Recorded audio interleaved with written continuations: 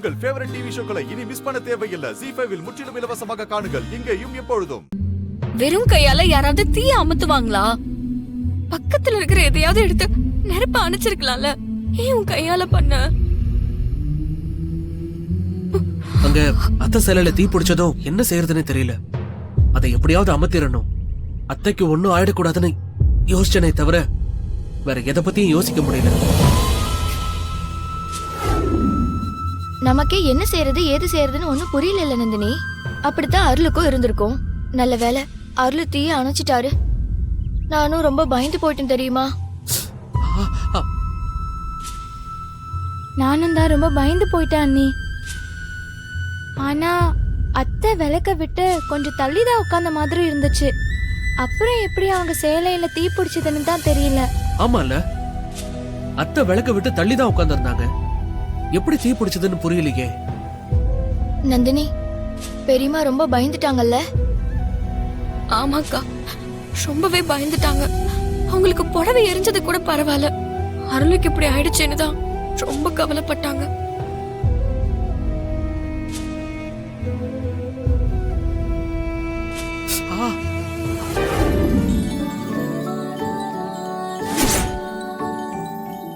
இது ரொம்ப விசேஷமான மேடை. கல்யாணம் ஆக போற பொண்ணுங்க அவங்களுக்கு வரப்போற புருஷனை நினைச்சு இந்த மேடையில மணியை கட்டுனா புருஷனும் பொண்டாட்டியும் எந்த பிரச்சனையும் இல்லாம கடைசி வரைக்கும் சந்தோஷமா வாழ்வாங்க. இந்தாங்க, 2 பேரும் ஆளுக்கு ஒரு மணிய இந்த மேடையில கட்டுங்க. இந்தாங்க வானதி, வா. இந்தாமா. வானதி, போ.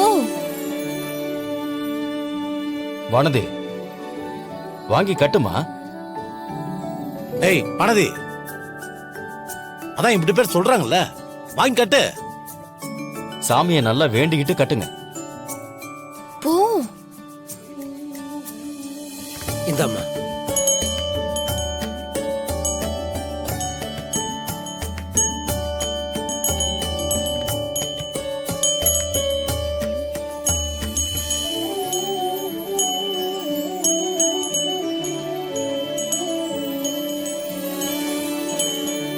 பொண்ணுங்க வாழ்க்கை நல்லா இருக்கணும்னு பெத்தவங்க எல்லாம் வேண்டிக்கிங்க. அம்மா, நீங்களும் நல்லா வேண்டிக்கிங்கம்மா. கட்டிக்க போற மாப்பிள்ளைங்களும் நல்லா வேண்டிக்கிங்கப்பா.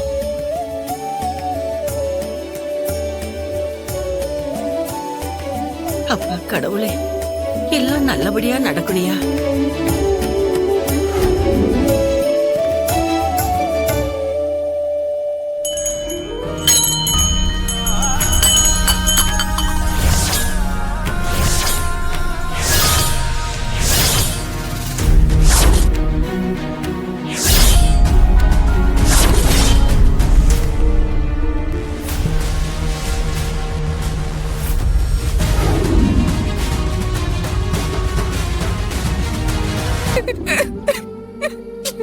நந்தினி,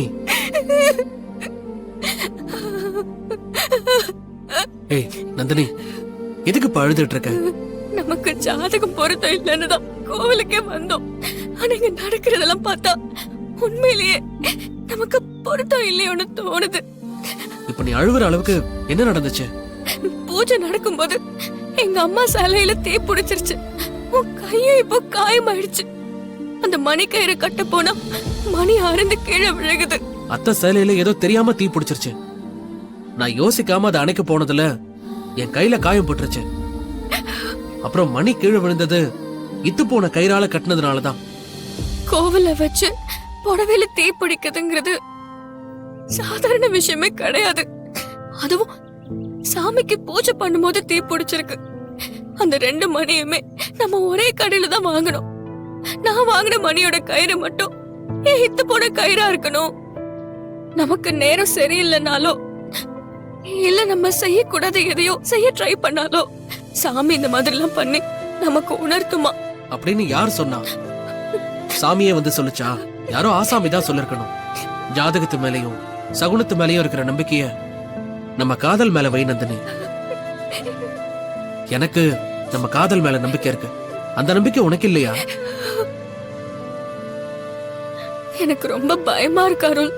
ஆனா நான் இப்ப பேசுறது வேற, நீ பேசுறது வேற. நான் பிராக்டிக்கலா பேசுறேன். நமக்கு சாமிக்கு என்ன முன்ஜென்ம பகையா? அவர் நம்மள பிரிச்சு வைக்கணும்னு நினைக்கிறதுக்கு. நீ பயப்படுற மாதிரி எல்லாம் ஒண்ணும் கிடையாது நந்தினி. நீ சொல்றதுல எனக்கு புரியுது அருள். ஆனாலும் என்னன்னு தெரியல, மனசுக்குள்ள ஏதோ ஒரு இனம் புரியாத பயம் வந்துருச்சு. நந்தினி, நீ ஒரு விஷயத்த பாசிட்டிவா நம்பினா அது சம்பந்தமா நடக்கிற எல்லா விஷயமும் உனக்கு பாசிட்டிவா தெரியும். அதே மாதிரி ஒரு விஷயத்த நெகட்டிவா நம்ப ஆரம்பிச்சிட்டேன்னா அது சம்பந்தமா நடக்கிற எல்லாமே உனக்கு நெகட்டிவா தான் தெரியும். அந்த ஜோசியர் சொன்னத உன் ஆள் மனசு நல்லா நம்பிருச்சு. அதான் இப்போ உன் பயத்துக்கு காரணம். நாளைக்கே ஒரு ஜோசியர் உனக்கும் எனக்கும் கல்யாணம் நடக்கணுங்கிறதான் விதி, அதை யாராலையும் தடுக்க முடியாதுன்னு சொல்றாருன்னு வச்சுக்கோயேன். அதை நீ நம்பிட்டன்னா அதுக்கப்புறம் உண்மையிலே நெகட்டிவா ஏதாவது நடந்தாலும் அது உன் மனசுக்கு பாசிட்டிவா தான் தெரியும். இது எல்லாமே மனசு சம்பந்தப்பட்டதுதான். கரெக்ட் தான் அருள். இதெல்லாம் தான் நானும் யோசிக்கிறேன். ஆனாலும் எனக்குள்ள இருக்கிற பயம் என்னை விட்டு போக மாட்டேங்குது. உன் பயம் போகணும்னா நான் சொன்ன மாதிரி நீ ஜோசியத்தை நம்பாம நம்ம காதலை நம்பணும்.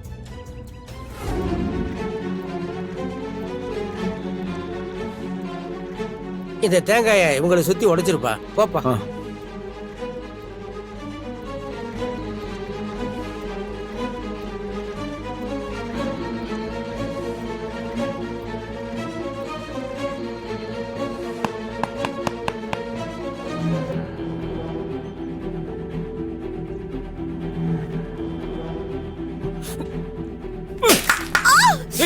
நந்தினி, அம்மா.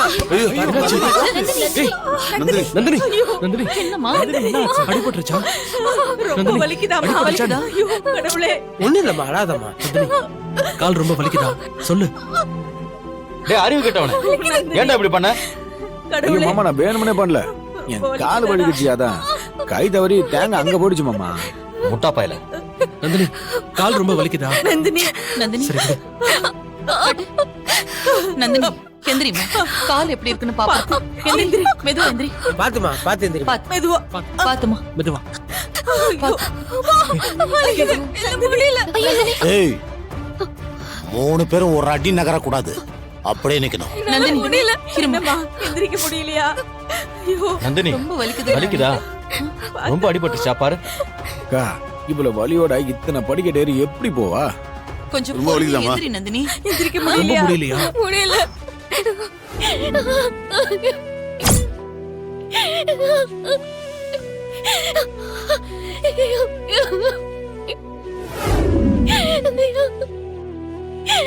அப்போ உன் மனசுல நான் இல்லல்ல மாமா.